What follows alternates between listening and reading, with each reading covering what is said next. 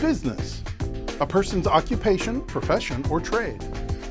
Connection, a relationship in which a person or idea is linked or associated with something else.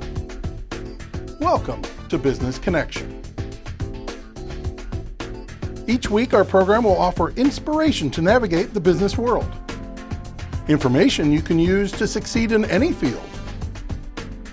And we will help you focus on your goals. Join us now for Business Connection with your host, B.C. Clark. Welcome to the show. This is B.C. Clark with the Business Connection. And as you know, I interview business owners across the state. Today, my guest is Trecia Johnson. Welcome to the show. Thank you. Trecia is with Sommolier Insurance Group. I'm going to let her tell you a little bit about herself, and we'll get to some questionings, finding out all about it. Thank you. Well, welcome. Yes. Tell us a little bit about Trecia. Yeah. So, just to dive right in, I have been an agent for going on 5 years now. So I've been doing this a minute. Got involved in around, I'd say 25. And just was not even looking to be full drive in. I wanted to do real estate, still do actually, okay. But I found a niche in that. And so I started doing personal lines, autos and homes, and that's really where the base started. Back then I only had 2 kids, so it was easier to go out and network and meet people. And as I grew and started to learn the industry, I really knew my stuff with it. And I would walk in rooms and I realized I'm an insurance nerd. Yeah. And I was okay with it. So I'm like, okay, so I found out that niche. Yep. Yeah. So in a short version of me, I really have a passion for helping people, educating people, and bringing them along with me if I can, if they're willing to, and showing them the ropes of our industry, but then also outside of that. So I think it's really important, and as business owners are watching the show, a lot of times, they may find a niche and then they get nervous because things are going so well. But I think sometimes they need to, like you did, you said, once I started learning more and more about it, I became more confident in it. And I think what happens a lot of times with business owners is that they'll start to get confident and then they get scary. Yep. They get nervous. Oh my God, am I doing this right? Yeah. So, but I love how you said, I just came, then I realized I'm a nerd because I know a lot about this insurance and I know how to serve people. Yeah. And that's what it's really about. Talk a little bit, because I know that you're also involved in real estate. Yeah, a little bit. Which one brings you the most? Between the two? Yeah, between the two, yeah. Oh man, that's a tough question. Because they're both something you love. Yes. The passion on the real estate side more comes of helping people find a property.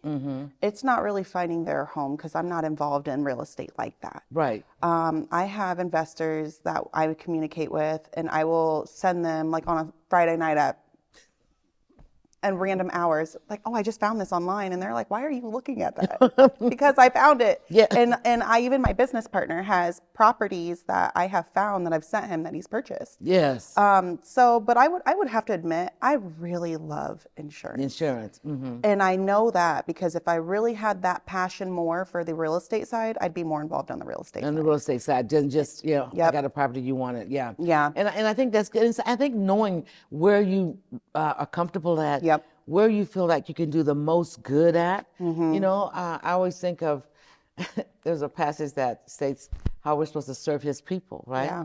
And he gave us these abilities, these talents, and these skills for us to do that, whatever that call and assignment is. And so some people don't realize what the purpose is. Right. Number one, to be able to accept the call and the assignment. Yeah. And so that's why you hear people say a lot of times there's more talent in the graveyard than it is out here. Okay. So it's important to discover yourself, right? Whether you're doing a business or in your career, you need to discover who you are. What are things that make you tick? Yep. What do you love? What did you love doing when you were a child? Right. Because a lot of that comes into play right now. I used to always see myself with a briefcase. I would have dreams of that. And as a child, I was always teaching somebody something. I can see this. And so I thought to myself, okay, I just came into who I'm Yep. supposed to be. And sometimes you don't find out right away.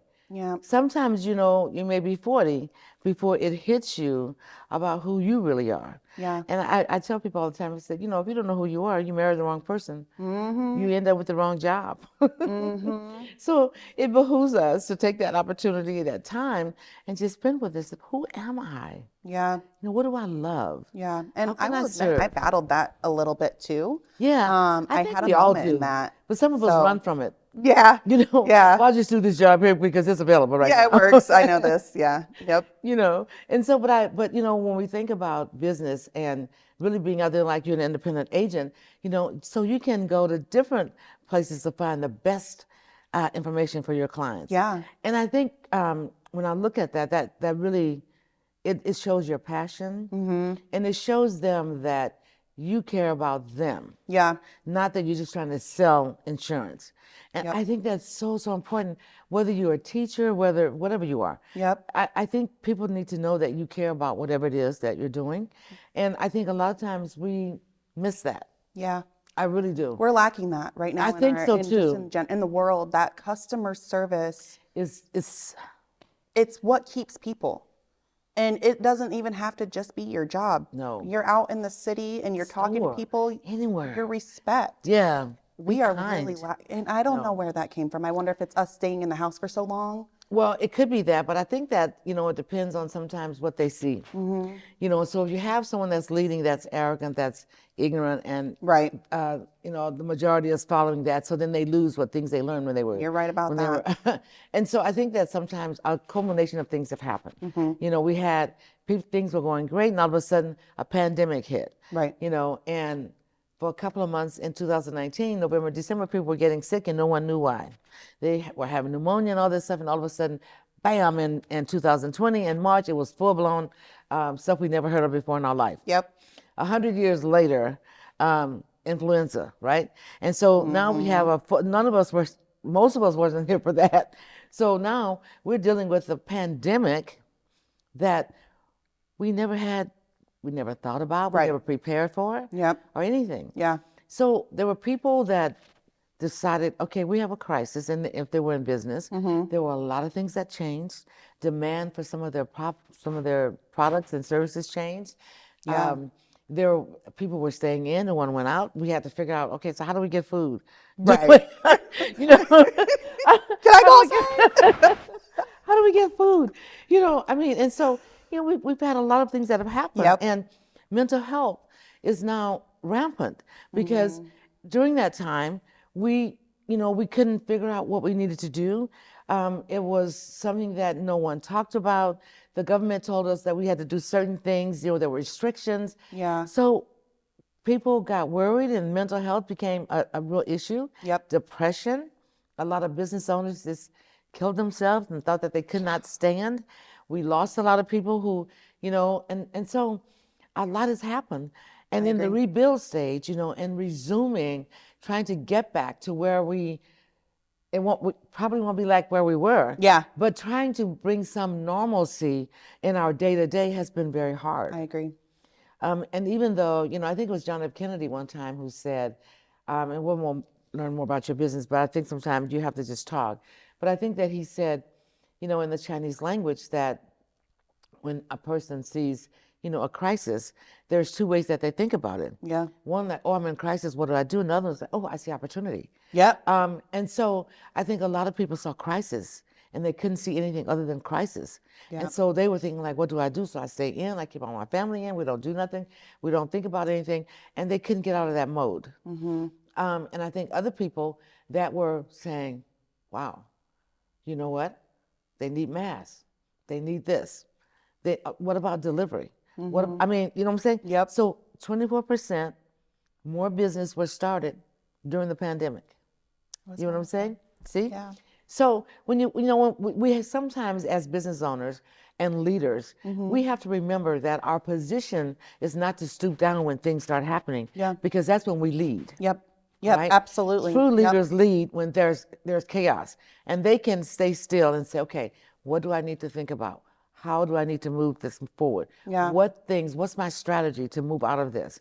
And oftentimes when our head gets cloudy and there's a lot going on, we can't think. So as a leader, we have to position ourselves so that not that we're going to stay on mode, that we're always waiting for a crisis, but we have to be proactive. We have to think about what could happen. Right. I remember that during that it wasn't downtime for us, because as a CDFI, we had over 300 clients, and we were offering them deferments, for 3 or 4 months. Okay. So they didn't have to deal with that, Right. We were helping them. We became counselors and everything else during that time.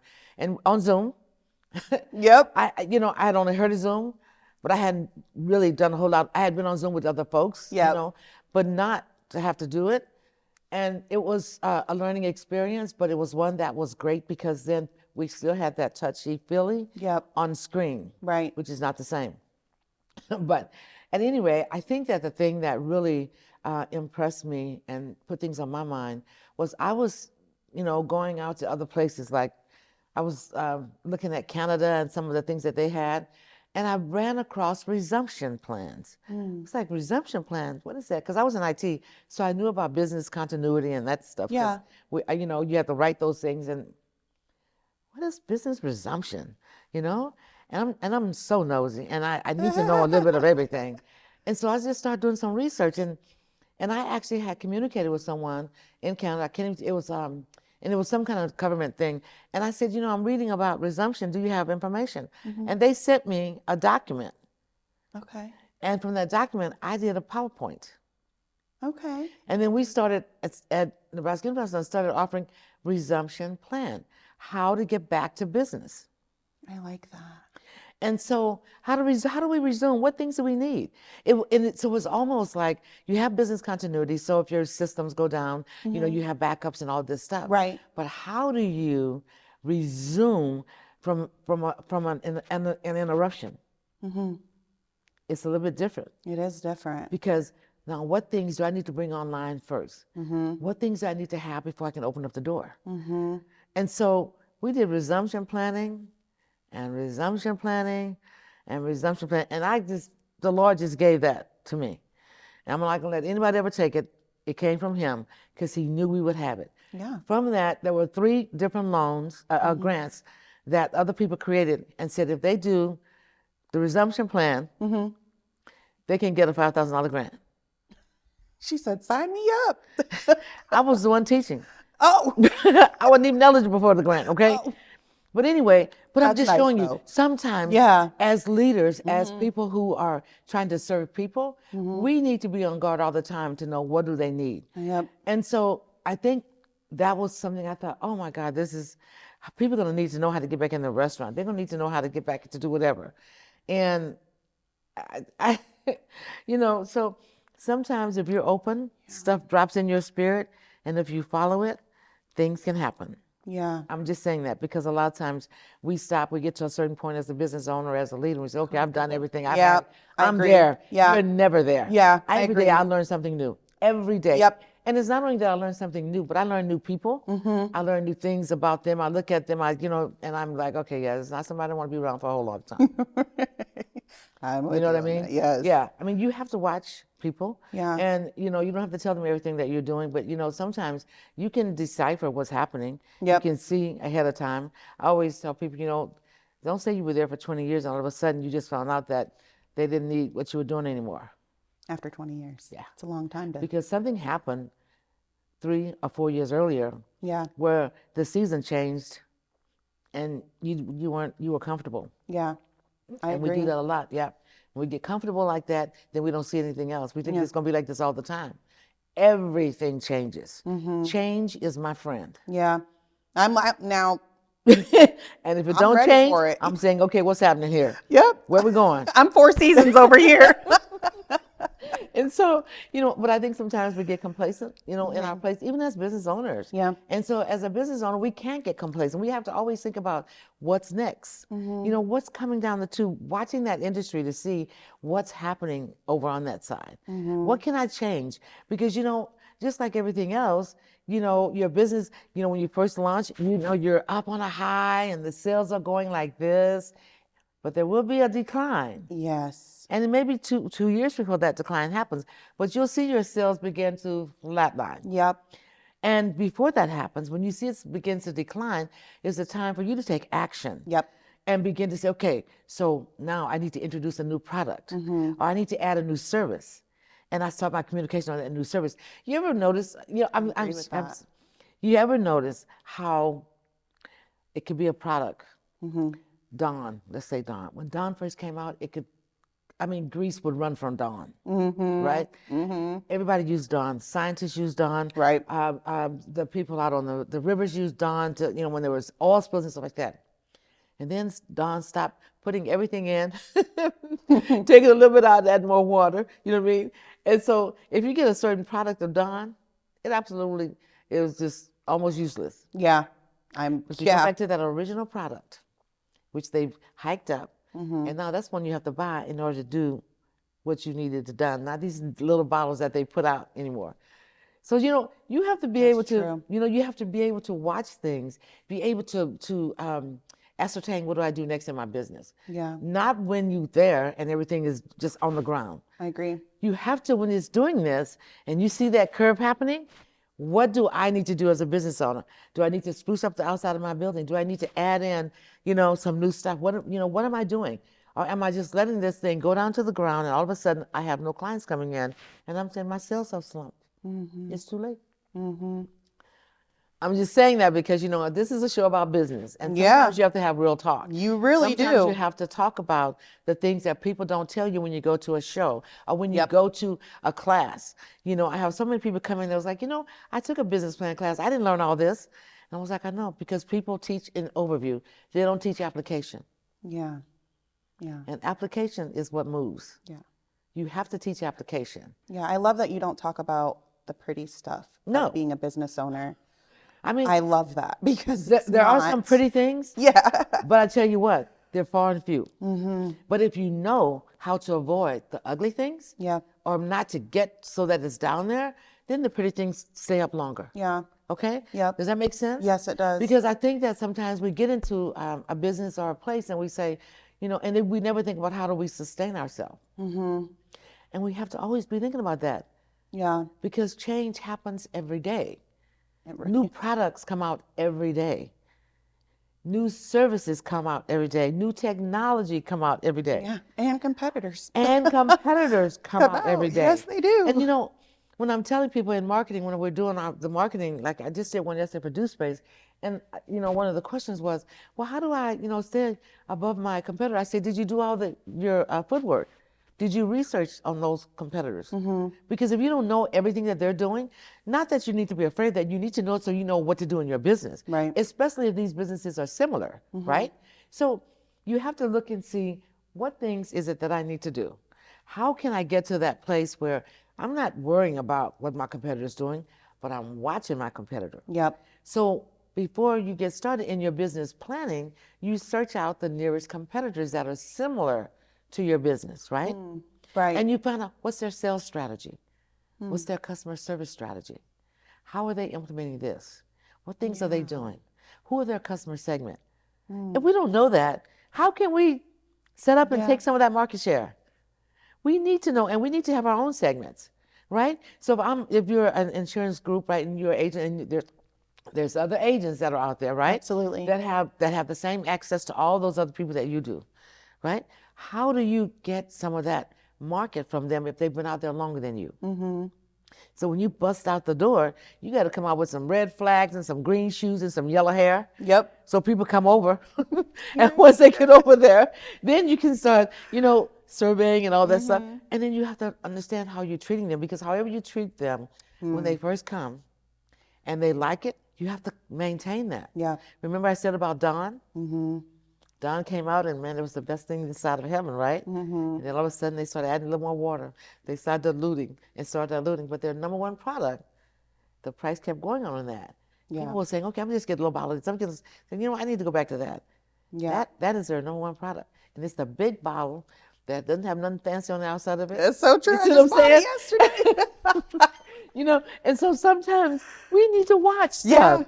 We need to look at things. Yeah. Our business is like every other business. You know, just like the big people, the Procter & Gambles and all of them, we have to do some of the same things on a smaller scale to keep our business sustainable. I agree. And if we're not doing that, then we have issues. Yep. And then it's always somebody else's problem. Oh, This person left and they badmouthed my company. Okay, all right, really? yeah. I mean, they knew 100,000 people. I mean, let's just not do that. There's no accountability. Let's be accountable for the stuff that we Yeah, are accountable for. exactly. If a person left, they probably needed to leave, but they're not responsible for where you are right now. I want to add to that. I literally always, my partners tell me all the time, stop being so emotionally invested in the people when they tell you certain things. I can't help it, Easy. If someone comes to me and they're part of our agency and they tell me anything that has to do with my leadership role, I'm not dismissing. No. I am hearing you, and I'm going to go home and I'm going to figure out what I need to do. What do I need to do to work on me so that I can better you? Now, at some point, we have to pull back if there's no fix, okay? But let's keep it real. That part of making sure we're taking our own accountability is important to me. Yes. And I tell my partners, like, I hear you, but are we listening what they're telling us? Because and you have to glean sometimes too, because people are vindictive. yes, they are. And they don't want to see you be successful, and so they'll, well, I just know, so and so said, and I'm gonna tell you, those pigeons, I don't deal with them, because a pigeon will come and drop, but they also take. Yeah. So if someone said, well, so and so said, I said, who's so and so? If you can't tell me who that is, I don't want to know what they said. Right? Yeah. Or did they say it to my face? That's what I always say. Okay, they didn't talk to me. No, they need to. You need to come talk. They need to come talk to me, not you. They got a problem with me. I need to know them. Yes, I agree. You telling me I doesn't love work. that. No, seriously. So just remember, when that pigeon comes to drop, they come to pick up. Go right back to the person that they came in and picked up stuff from and say, oh, she said, or he said, and there goes some mess. Right away. Yeah. So you don't entertain it. We have had such a wonderful time talking about real talk. Yeah. I should just name the show Real Talk. Business Real Talk. You should. I I love may have to it. do a blog. Yeah. Real talk. Real talk.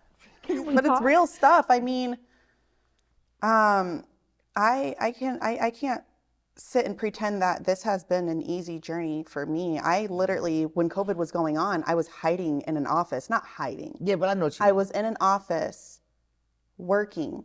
I mean, from 7 a.m. until 9 o'clock p.m. Oh, God. I was working on our business, and I was grinding. People were calling me, and nobody's got money going on right now. So they Right. need save. I mean, it was a hard time. It was a hard time. It was. And even now, I go out of my way. What company are you talking about? And they'll tell me, and I will go online and research the company, and I will call them. I want to be part of your agent, your carriers. Yeah. And I'll fill out the application and get contracted with them just so I can get this insured to me. To you, yeah. And so it's just we're lacking that in a business. I think so. Above and beyond is what the words that I wanted to use. Yeah. Yes. We have to be honest all the time. And, I think a lot of times people cause divisions within their own companies by, creating walls between different departments and things like that. And I think that's the worst thing a person can do. As a leader, if you do that, you're not really a leader. Yeah. I think what happens when you begin to have to minimize and be like, oh, I don't want this and that. I don't want, when you start doing that kind of stuff, micro stuff, get out the business, okay? Because you're going to have the whole thing fall down. Yeah. And no one is going to want to work there. Are you saying like you want people to be able to do the multiple things within that company? Absolutely. I'm with teamwork you. is 100%. Teamwork is exactly what it should be. It's not, oh, that's her department. That's his department. They don't. No. And if it's something that needs to be done in that department, well, you have to go talk to him before you can talk to. Like, what the hell? No, I am a firm believer. I need you to know all the hats in this industry. Yeah. Because I need you to answer a question if I'm not here. Because in IT, if we didn't know everything, we didn't know who wasn't going to be there. Yep. So I was in management, and I tell you what, I had PC support, landline people. They all cross-train. Yeah. Because people get cocky. They think if they're in this position, then they're better than everybody else. But no, that's everybody learns everybody's job. Yep. So when you ain't here, John can jump over there and take over, and the company keeps rolling. Yep. It's about the company. It's not about individuals. Yeah. And they all need to be on the same page. They all need to be team. Yep. You know, it's not about, oh, well, and favoritism is no place for a business. No. Yep. Okay? Yep. You have to be able to respect people. And we talk about DEI, but you know what? People say on the outside, they'll say, oh, yeah, I'm a very diverse company. I have women, I have men, I have blacks, whites, green, and blues. And look at the salary, you see all the whites getting all the high salaries, and the minorities are not. That is not DEI. Hello. You don't have a diversity, equity, and inclusion if you are still having those practices going on. You pay people for what they do, what they know, and how they can promote your company. Yeah. And if that's not happening, you're not doing your job as a leader and or a business owner, and you should get out. Sorry. Did I say that? Did I say agree. No, you just did. I said that. I did. I said that thing. All right. So talk a little bit more about Sommolier. We have about probably 40 seconds. Yeah. No, you're fine. That's us in a nutshell. That's really just who we are. I guess if I was to mention anything important, I am not here for the money. Yeah. I'm here to build relationships and genuine ones. Yes. And That's do you agree? Truly me. that without relationships, it's hard to move your business. Absolutely. Absolutely. Can we drop the mic? Yeah. This has been so wonderful. I love it. You're amazing. Yeah, thank you. I love this. This was fun. It was fun. And just so you know, this is Trecia Johnson. She is with Sommolier Insurance Group. What's your address? I mean, your email and your phone number. Yep. So we're located at 3225 California Street, right in the Midtown area, next to Cali Taco. I always bring them up because everybody likes to eat there. And my email is Trecia, that's T as in Tom, R-E-C as in Charlie, I-A, at sommelierinsgroup.com. Awesome. And can I mention my pair of wines? Please. I wanted to mention one more thing, that we are not Somalian. We are just like those sommelier experts that you meet when you go in the steakhouse and they pair you with the best wine to go with your steak. We are very similar, but we pair you with the best company to go with your insurance premium and coverage that best fits you financially. Awesome. So, yes. Well, thank you so much for joining us today. Thank you, Trecia, for being here. We love it. Yes. All right, and we'll see you next time.